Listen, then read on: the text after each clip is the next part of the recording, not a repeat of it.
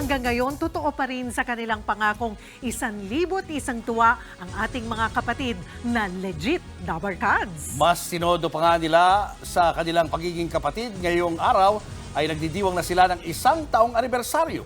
Ang kanilang pagpapasaya sakop ano paman ang henerasyon tulad ng mga nakilala kong mga batang fan ng Itbulaga. Siyempre, umagapay tayo sa katuparan ng isang pangarap nila. Narito po ang aking report.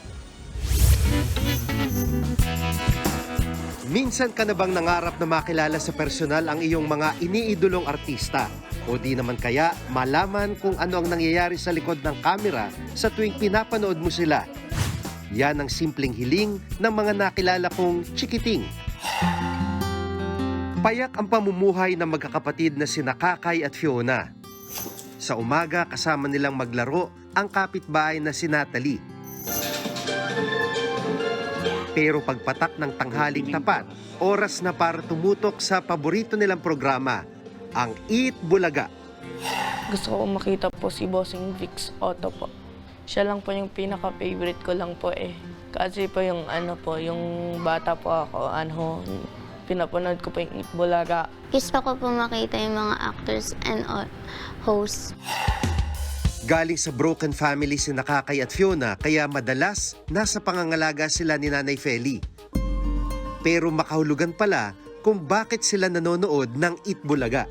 Pumanaw na kasi ang kanilang ama nung mga musmus pa lamang sila. Kaya kapag nasa harap ng telebisyon tuwing tanghaling tapat, hindi lang daw sila nanonood bilang mga dabarkads, para na rin daw silang may kasamang haligi ng tahanan dahil kay Bossing Vic Soto.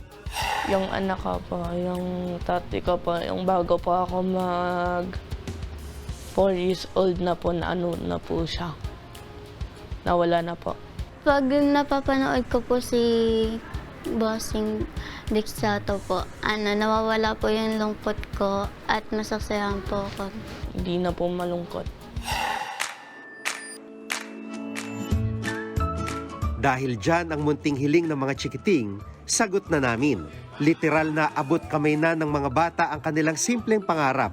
At si Kakay nakasali pa nga sa Gimme 5 nang tanungin siya ni Dabarkads Ryan. Gamit na sinusunatan ng pangalan. Gamit po.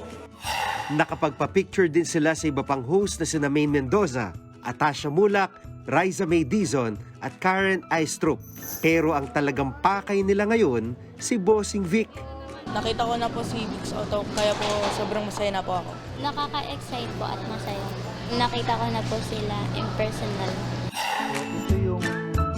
Pero hindi pa riyan nagtatapos ang aming sorpresa dahil gusto rin daw nila makita kung anong nangyayari sa likod ng mga balita at kamera.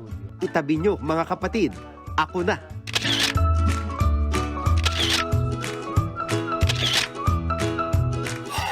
Ang munting hiling ng mga bata ay isang paalala.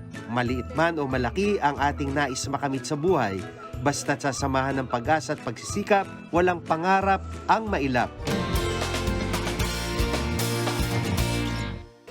Mga kapatid, Cheryl Cosim po, huwag maging huli at maging una sa lahat sa balitaan. Para sa tuloy-tuloy na talakayang sa Frontline, mag-follow at mag-subscribe sa social media pages ng News 5.